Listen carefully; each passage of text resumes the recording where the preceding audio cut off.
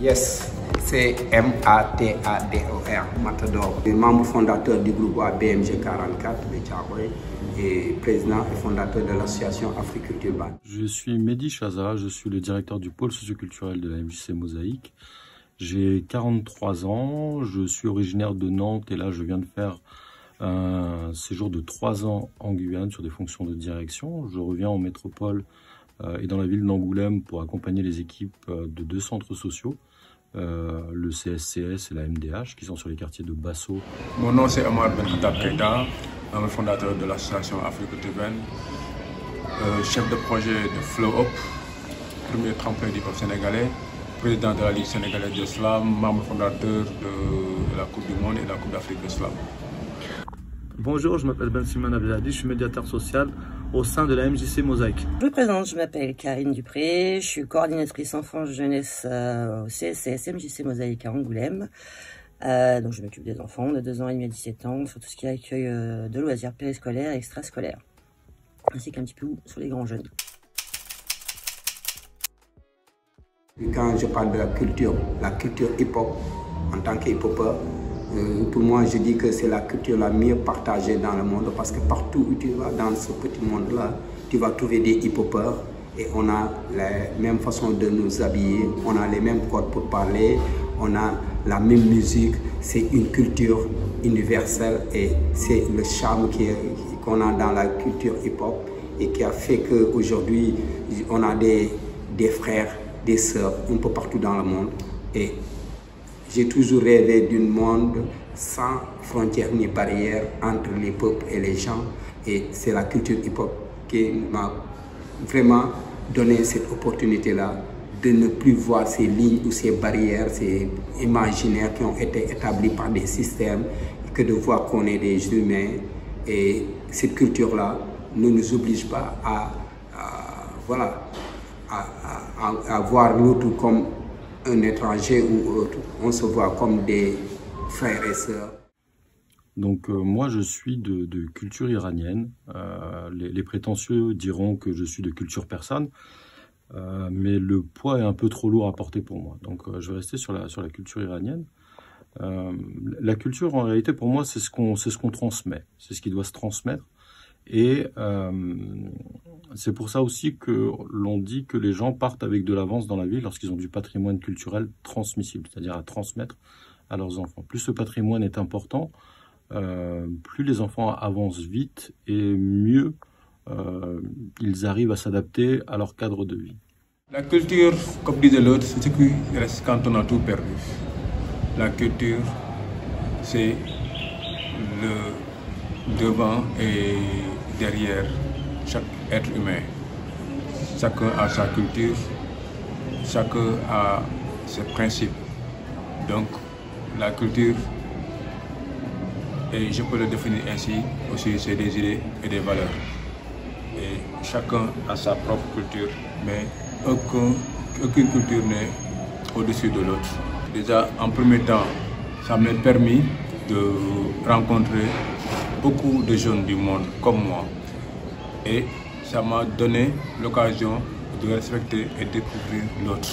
Ça m'a enrichi en termes de relations humaines, en termes de générosité, en termes de compréhension. C'est important parce que, à prendre mon exemple, ça m'a beaucoup aidé. Ça m'a beaucoup aidé parce que c'est quelque chose qui m'a aidé à mieux voir les choses, à avoir une ouverture d'esprit beaucoup plus large, à pouvoir voir beaucoup plus loin. Donc moi, l'importance que la culture a eue dans ma vie, c'est principalement une culture familiale, une culture faite d'ambition, avec des gens dans ma famille qui ont à peu près tous réussi dans leur vie, qui ont tous fait des choses intéressantes, qui ont fait pour la plupart de grandes études. Pourquoi la culture est importante dans l'éducation? C'est que dans la mesure où, quand on parle de culture, il ne s'agit pas que de chant, de danse, pas que d'art, parce que c'est vaste, il y a plusieurs différentes branches. C'est un ancrage. La culture, Quand par exemple en tant que Sénégalaise je pars en Chine ou que je pars aux États-Unis, c'est la chose qui doit me rappeler d'où je viens, qui je suis, mes racines, l'ancrage. La culture dans l'éducation, pour moi, la culture, elle permet, que ce soit à tous les niveaux, de l'enfance jusqu'aux personnes âgées, c'est un moyen de pouvoir s'ouvrir aux autres, de sociabiliser aussi, de pouvoir apprendre un peu l'histoire, un peu ce qui se passe aussi autour, sur son territoire, sur son pays, sur son quartier, de pouvoir échanger aussi à travers les différentes histoires de chacun. La culture, je pense que c'est le bagage qui manquerait à un cursus scolaire pour qu'on parle de surdoué en fait. Alors, des avantages par rapport à la diversité culturelle, moi j'ai grandi dans un quartier. Et ce qui est bien dans un quartier, c'est qu'on grandit avec toutes les cultures.